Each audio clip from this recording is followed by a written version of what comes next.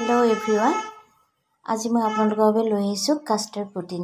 মই কাষ্টাৰ্ড পুডিংটো বনাইছো তাৰমানে ফ্ৰুটছ দি পিনে এই আপোনালোকৰ লগত শ্বেয়াৰ কৰিব লৈছো। কাষ্টাৰ্ড পুডিং বনাবলৈ কাৰণে মই তাৰমানে মিল্ক যেটো ইউজ কৰো হেতু মই তাৰমানে গোল্ড এটো মই আপোনাক দেখুৱাই দিছো। আমুল গোল্ডটো আপোনালোকে ইউজ কৰিব, তেতিয়া আপোনালোকৰ তাৰমানে খুবেই ভাল হয় কাষ্টাৰ্ড পুডিংটো। তাৰমানে আমুল গোল্ডটো অলপ ডাঠ গাখীৰটো, সেইকাৰণে তাৰমানে কাষ্টাৰ্ডখিনিও খাবলৈ খুব টেষ্টি হয়।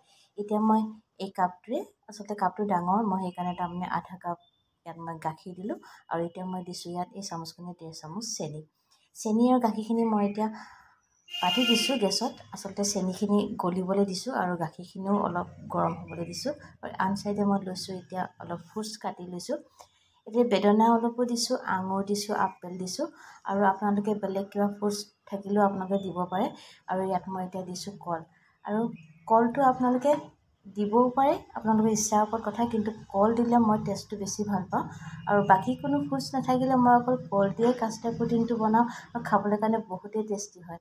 আৰু যদি এটা টিপছ মই আপোনালোকক এইখিনিতে কৈ থওঁ, আপোনালোকে যদি কাষ্টাৰ্ড পুডিং বনাই ফ্ৰুটছ দি পিনে, তেতিয়াহ'লে আপোনালোকে ফ্ৰুটছখিনি একদম কেঁচা কৰি ৰাখিব। তাৰমানে গেছত তাৰমানে আপোনালোকে যেতিয়া গৰম হৈ থাকিব পুডিংটো কাষ্টাৰ্ডখিনি, তেতিয়া আপোনালোকে তাত তাৰমানে ফ্ৰুটছখিনি এড নকৰিব। অলপ ঠাণ্ডা হোৱাৰ পাছতে আপোনালোকে তাত ফ্ৰুটছখিনি দিব। এতিয়া মই 4জন মানুহৰ কাৰণে বনাইছোঁ আৰু সেইটো মেজাৰমেণ্টত মই ইয়াত 3 চামুচ আৰু আধা চামুচ মই ইয়াত কাষ্টাৰ্ড দিছোঁ। কাৰণ ইয়াতকৈ বেছি যদি কাষ্টাৰ্ড দিওঁ তেতিয়াহ'লে আমাৰ তাৰমানে কাষ্টাৰ্ড পুডিংটো ডাঠ হৈ যাব, আৰু ডাঠ হ'লে কাষ্টাৰ্ড পুডিংটো খাবলৈ ভাল নালাগে। আপোনালোকৰ ইচ্ছাৰ ওপৰত কথা, মোৰ বনোৱা প্ৰচেছটো মই আপোনালোকক কৈছোঁ। এতিয়া আমাৰ গাখীৰখিনি মই ইয়াত গেছত পাতি দিছোঁ, আৰু গাখীৰখিনি যেতিয়া মই দেখিলোঁ যে গৰম হৈ গ'ল আৰু লগতে চেনিখিনিও গলি গ'ল, এতিয়া মই লাহে লাহে কাষ্টাৰ্ডখিনি ইয়াত এড কৰি দিম। কাষ্টাৰ্ডখিনি মই ঠাণ্ডা গাখীৰত কিন্তু ভালকৈ গুলি ল'লোঁ দেই, একদম আপোনালোকে ভালকৈ গুলিব যাতে তাত কোনো ধৰণৰ লাভছ থাকি নাযায়।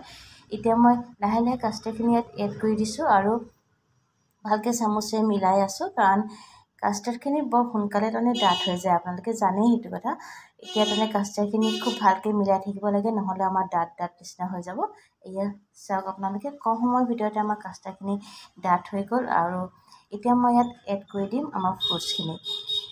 এটা কথা আৰু এটা মই ইয়াত আপোনালোকক কৈ থওঁ, যদি আপোনালোকে কাষ্টাৰ্ড পুডিং বনাওঁতে যদি আপোনালোকে ক্ৰীম দিয়ে, তেতিয়াহ'লে আপোনালোকৰ কাষ্টাৰ্ড পুডিংটো অলপ লিকুইড হৈ যাব। গতিকে ক্ৰীম যদি আপোনালোকে ইউজ কৰে, তেতিয়াহ'লে আপোনালোকে কাষ্টাৰ্ড পুডিংটো অলপ ডাঠকৈ বনাব। তাৰপিছত আপোনালোকে ক্ৰীম দিলেও তাৰমানে অলপ লিকুইড হ'ব আৰু খাবলৈ ভাল লাগিব। আৰু যদি ক্ৰীম নিদিয়ে, তেতিয়াহ'লে আপোনালোকে অকণমান লিকুইড ফৰ্মতে কাষ্টাৰ্ডটো বনাব। এইধৰণে মই কাষ্টাৰ্ড পুডিংটো বনালোঁ। খাবলৈতো টেষ্টি আৰু দেখিবলৈ কাৰণে ইমানেই তাৰমানে ধুনীয়া লাগে।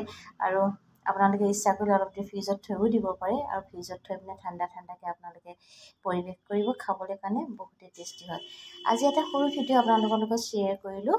ভাল লাগিলে আপোনালোকে নিশ্চয় মোৰ চেনেলটো ছাবস্ক্ৰাইব কৰিব আৰু আপোনাৰ ফ্ৰেণ্ড আৰু আপোন পৰিয়ালৰ লগত শ্বেয়াৰ কৰিব বুলি আশা কৰিলোঁ।